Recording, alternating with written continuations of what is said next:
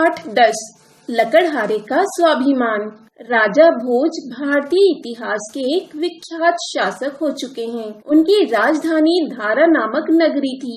एक बार राजा भोज ने अपने महल में एक बहुत बड़े प्रीति भोज का आयोजन किया, जिसमें प्रजा के असंख्य लोगों ने भाग लिया। सबने जी भरकर राजभवन में बढ़िया पकवान खाए तथा प्रसन्न होकर चले गए। प्रीति भोज की सफलता पर राजा अत्यंत प्रसन्न थे। वे अपने अश्व पर सवार होकर महल से निकल पड़े ताकि अपने विषय में लोगों के विचार जान सकें।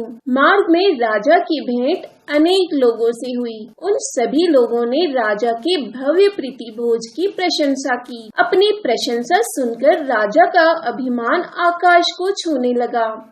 वे सोचने लगे, कितना बड़ा दानी हूँ मैं, असंख्य लोग मेरी बढ़ाई कर रहे हैं। जगत में मेरे समान और कौन सा शासक है। कुछ आगे जाने पर राजा की दृष्टि एक कुटी पर पड़ी, जिसमें एक वृद्ध तपस्वी बैठे कोई ग्रंथ पढ़ रहे थे। राजा ने सोचा, इस तपस्वी ने भी प्रीति भोज के स्वादिष्ट पकवान खाए होंगे, तनिक इसके विचार भी तो जान लूं। अतः कुटी के समक्ष जाकर राजा भोज अश्व से उतरे तथा तपस्वी को अपना परिचय देने के पश्चात उनसे राजकीय प्रीति भोज के विषय में बात आरंभ की। परंतु तपस्वी ग्रंथ के अध्ययन में मग्न रहे तथा राजा की बातों की ओर कोई ध्यान न दिया। राजा भोज निराश भी हुए तथा क्रुद्ध भी। अतः वे चुपचाप अपने अश्व पर चढ़कर आगे बढ़ गए।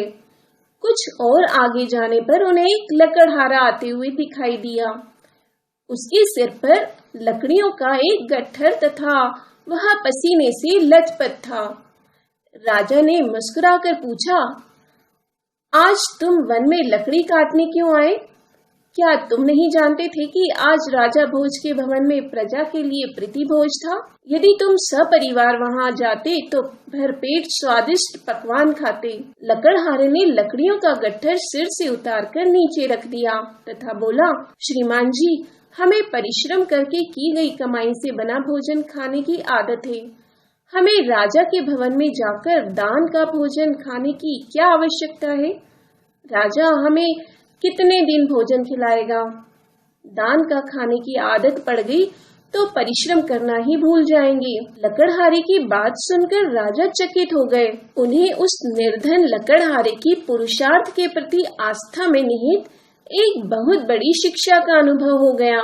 यही नहीं, उन्हें कुटी में ग्रंथ पढ़ रहे तपस्वी के मौन रहने का रहस्य भी समझ में आ गया। अतः वे अपने महल की ओर लौट पड़े। मार्ग में वे यही सोचते रहे कि दान देने के पश्चात हुए उनके अभिमान से एक परिश्रम करने वाले व्यक्ति का स्वाभिमान कहीं ऊंचा है।